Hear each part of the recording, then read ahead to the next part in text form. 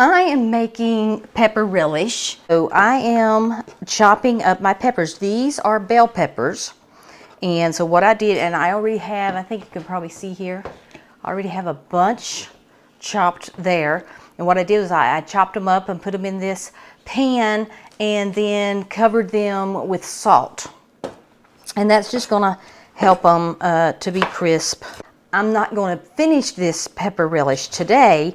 I'm going to finish it tomorrow. So what I'm going to do is keep it in the refrigerator overnight, and that way everything won't be so soggy if I cover it in salt water. I had a peck of these are sweet banana peppers, different colors. I always like to have some color if I can. And then I have a peck of jalapenos, although I may not use all the jalapenos. We love jalapeno poppers, and the jalapenos are really easy to freeze and use for that. So, and I don't want my pepper relish really hot, so I probably won't use all of those. And then of course I have some onions, and I just thought I'd bring you along. This is not going to be the normal tutorial step by step. I will put the recipe down in the description below in this video, and I will show you, along the way as I go along what I'm doing. So now I've finished the bell peppers, and I'm going to go ahead and chop up my onions. I'm going to put them in this bowl once I get them chopped up.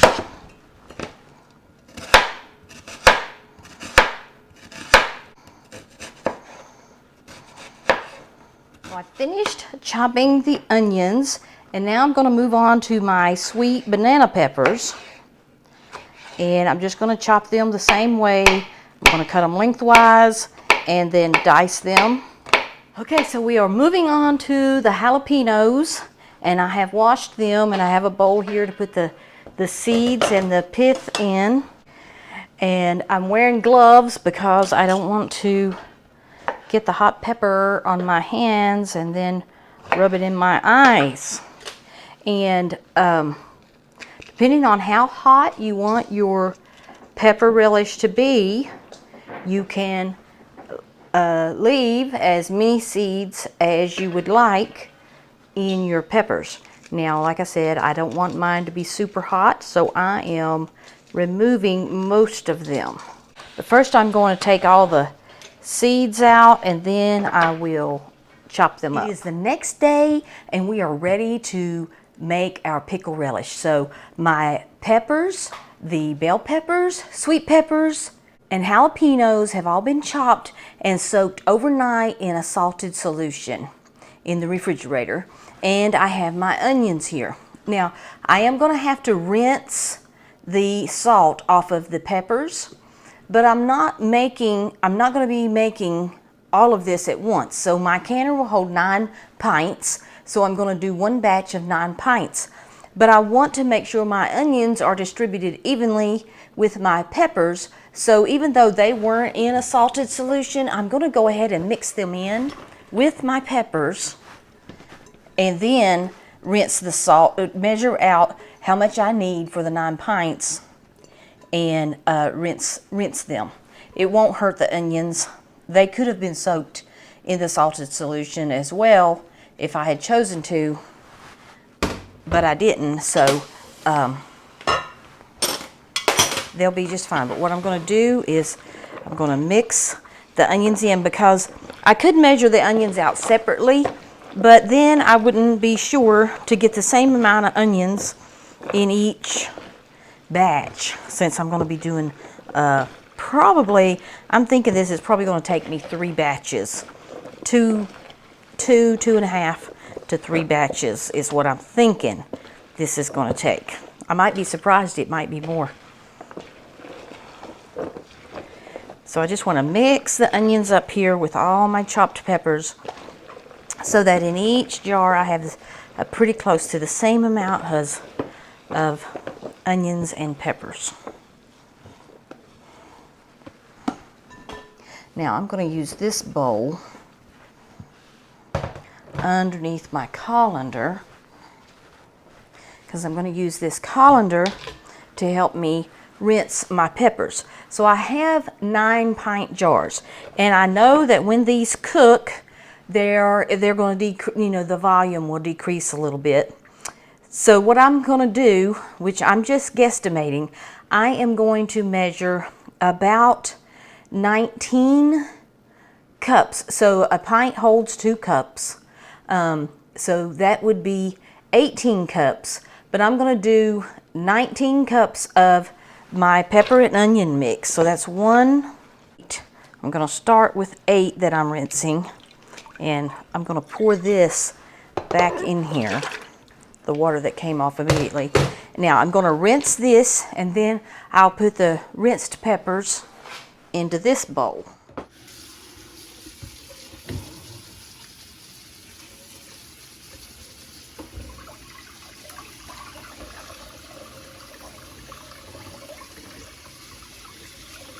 So now that we have our pepper relish washed, the next step we want to do is prepare our brine.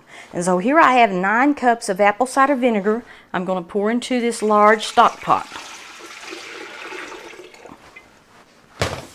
And here I have 4 pounds of sugar, which is equivalent to 9 cups of sugar, that I'm also going to pour into the stock pot.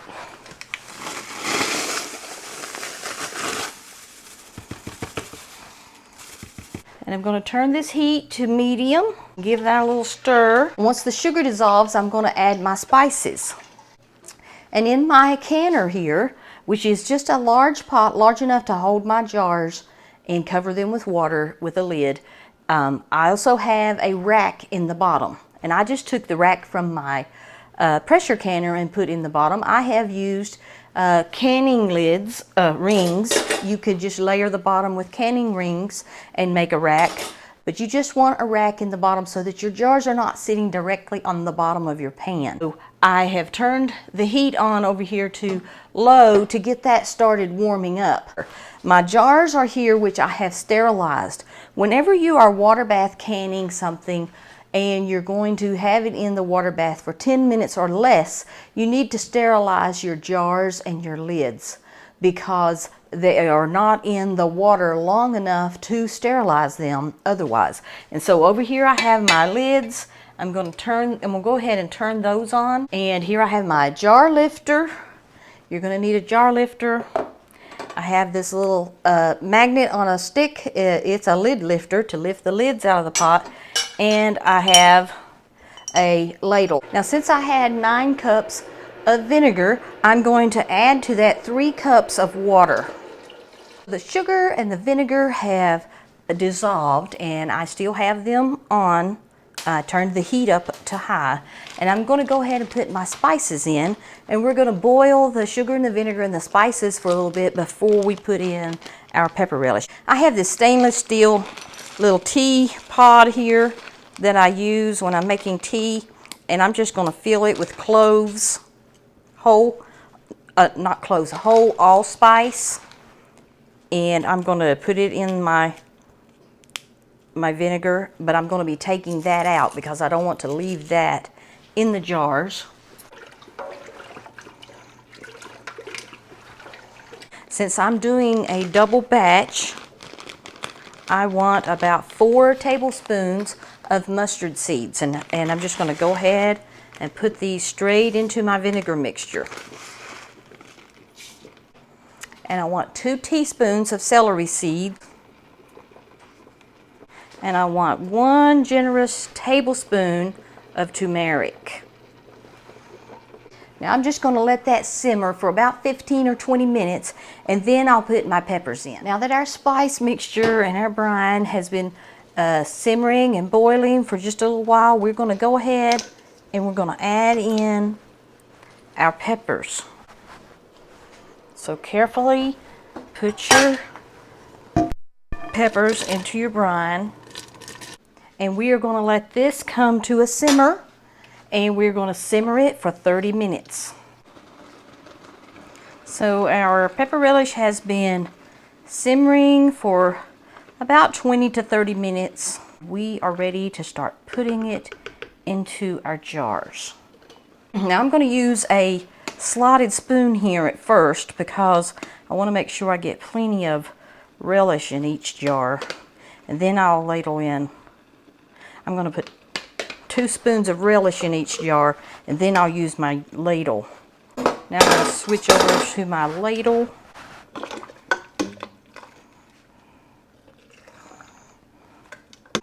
We want 1 inch of headspace. Now I'm just going to take the end of my wooden spoon here and make sure I get out any air bubbles, just poking it down in the jar. Then we're going to go back and make sure we have our brine all the way to the top, to the 1 inch headspace. Now we're going to take a damp paper towel and wipe off the tops of our jars. They are very hot, so be very careful. Now we're going to put our lids on.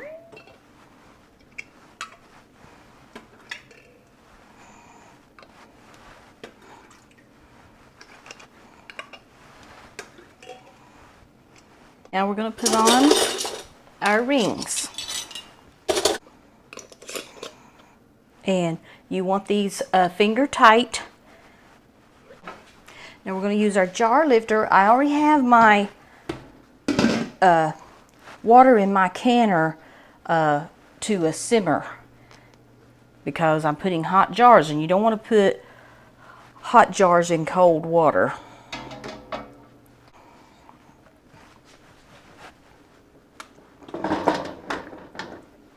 So our jars are in our canner.